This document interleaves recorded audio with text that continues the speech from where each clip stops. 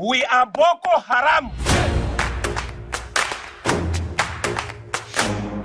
Nigeria is fraught with myriads of security challenges that span its 6 geopolitical zones and 36 states. However, numerically, its northern region suffers more attacks and security incidents than the south. In northeast Nigeria, we are witnessing a deterioration of hunger and malnutrition. Insurgent attacks have intensified, and communities are carrying the weight of these. Several factors fuel these disparities, including geography, ungoverned spaces, income disparity, social orientation, and religion. In the north, religion has been identified as a key driver of the insecurity on account of the growth of extremist Islamic groups that date back to the May Tassin uprisings of the 1980s. Nigeria is a radically different place from the 1980s. However, many of its structural issues have endured and transformed into state-challenging behemoths that now color facets of Nigerian life. We admit we have security challenges due to factors, many of them beyond our control. So any country, including the US, that is willing to partner with us to tackle those problems, we more than welcome it. Here's what you should know about the evolution of Islamic terrorist groups in northern Nigeria. The following are some of northern Nigeria's most prominent armed Islamic groups today. Boko Haram's emergence as a militant group in Nigeria is a result of a complex interplay of historical, social, religious, and political factors shaped significantly by the legacy of British colonialism. The colonial period deepened divisions between the north and south of Nigeria. Realized and predominantly Christian, the conservative north remained underdeveloped and largely Muslim. This imbalance fueled tensions that would persist long after Nigeria gained independence in 1960. Corruption, mismanagement, and a lack of essential services exacerbated the sense of marginalization felt by the North, setting the stage for the rise of radical movements. Some of them will tell you, I have 3,000 cows we inherited from our grandfather, you know? So it's cultural issue that marginalize them. It's not our own making, and it's not their own making. It's the cultural issue. Allahu Akbar. Allahu Akbar. In the 1970s and 1980s, Islamic movements gained momentum across West Africa, and in Nigeria, the proliferation of Islamic schools, otherwise known as madrasas, propagated a strict interpretation of Islam. Among these, Salafism, a radical ideology advocating for a return to what its followers deem the purest form of Islam, gained traction. The belief that Western education and secular governance were corrupting influences provided fertile ground for radicalization.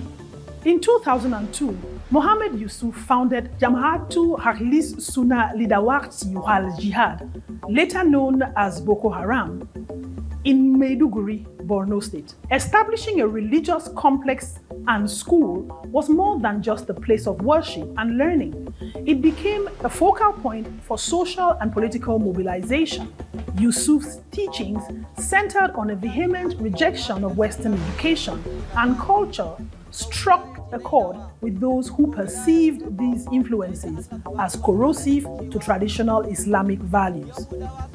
The very name Boko Haram, translating to Western education is forbidden, is a primer on this core tenet of his ideology, which in many respects mirrors the outlook of the May Tassin sect that held Kano and its neighbors by the jugular in the 1980s. However, Yusuf's vision extended beyond education.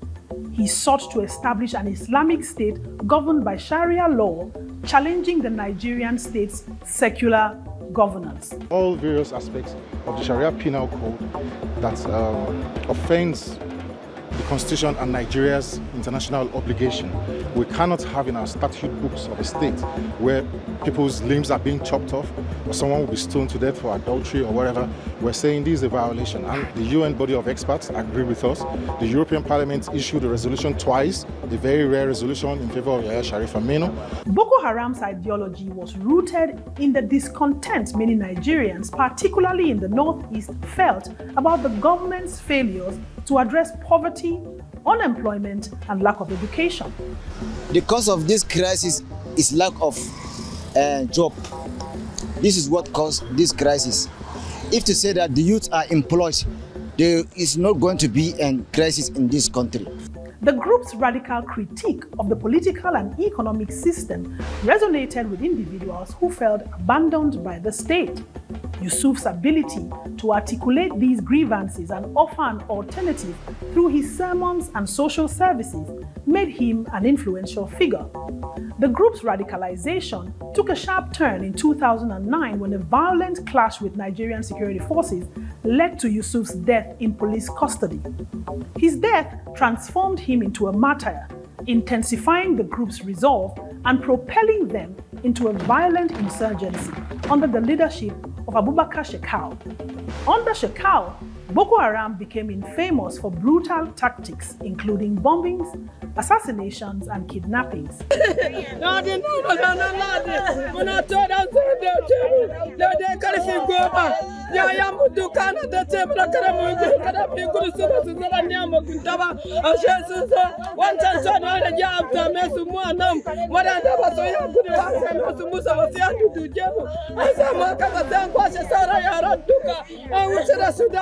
The 2014 Chibok abduction, in which over 200 schoolgirls were taken, cemented Boko Haram's reputation as one of the most notorious militant groups in the world.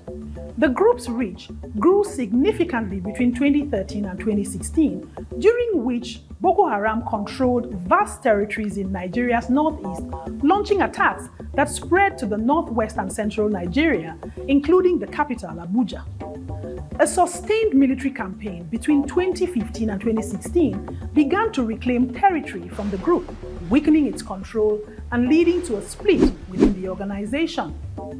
By 2015, the faction pledged allegiance to ISIS.